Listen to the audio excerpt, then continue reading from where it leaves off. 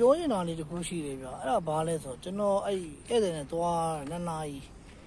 10 မိနစ်လောက်ခန့်ပဲပေါ့နော်ကျွန်တော်88လမ်းတိုင်းကျွန်တော်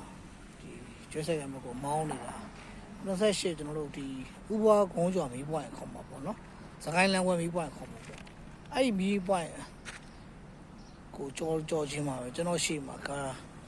ကျွန်တော်တို့မတန်တဆတွေပြပလင်းခွဲတွေဖန်ခွဲတွေတဲလာတဲ့ကားဗျပလင်းတွေပါတွေသူတဲလာတဲ့ကားအဲ့ဒီကားပလင်းအိတ်တလုံးအောင်ကားနဲ့ပေါ်မှာရိုက်ခွဲပြီးအပြင်ဘက်ကိုဖွာကနေကျွန်တော်ရှိတယ်ဖွာကနေဖန်ခွဲတွေထွက်လာတော့ကျွန်တော်လည်းမနှဲရှောင်ကျွန်တော်နောက်ကကားရရှောင်လိုက်ရတယ်ဒါပေမဲ့ဖန်ခွဲသားတွေတော့ကားပေါ်မှာကားဒီလမ်းမပေါ်မှာဘလူးပြန်နေတယ်ဗျကျွန်တော်တော့မှဒါနေမိခဲ့တယ်ကျွန်တော်တားတွေလဲထားလည်းမကြသေးကျွန်တော်တို့ဒါသတိတော်ထားပါပါကျွန်တော်တို့ခက်မသိရင်တားပါတယ်မကောင်းနဲ့ဆိုရင်ကျွန်တော်တို့ဒီတားတွေပါပေါက်ပြဲကွဲထွက်ပြီးတော့ကျွန်တော်တို့ကားအက်ဆီဒန့်ဒီ3-4စီးဆင်းတိုက်တာတွေပါတယ်ဖြစ်နိုင်မှာလေဗျအမှန်တကယ်ကတော့ဒီလိုမျိုးကိုမသိချာမလုပ်ဘဲနဲ့ဒီလိုမျိုးဒီလမ်းပေါ်မှာဒီလိုမျိုးပစ္စည်းတွေကွဲနိုင်တဲ့ပစ္စည်းတွေသူများသူတစ်ပါးဒုက္ခပေးနိုင်တဲ့ပစ္စည်းတွေတဲလာတာမျိုးတွေကိုတော့ဒီရေးယူပေးစေချင်တယ်ဗျအလူကားတွေသူ့ကြောင့်တာတလုံးကွဲရင်လည်းဟို3-4သိန်းရှိပါတယ်ဗျ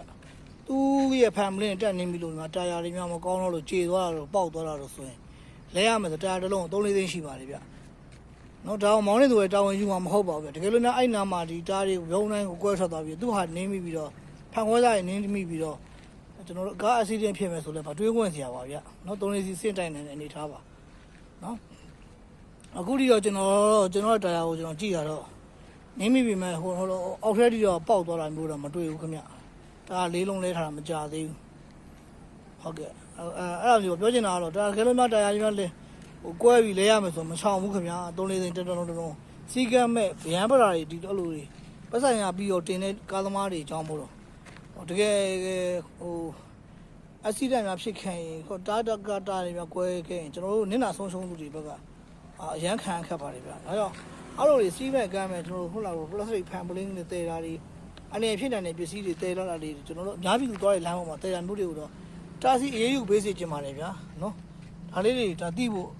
ပြောချင်တာပါဗျာနော်ရင်ထဲရဲတွေလည်းသိစေချင်ပါတယ်ကျွန်တော်တာဝန်ရှိမြို့နယ်အုပ်ချုပ်ရေးမှုတွေလည်းသိစေချင်ပါဒီနေ့ကျွန်တော်တို့6 ရက်5 လ 2026နေ့လယ်2 နာရီ10 မိနစ်လောက်မှာဥပွားကုန်းကျော်မီးပွိုင်းကျွန်တော်စကိုင်းလမ်းကမီးပွိုင်းအရှိ98လမ်းမအပေါ်မှာအဲ့ကလိုက်ထရက်ကားထင်ပါတယ်တဲလာတာမတန်တဆတွေ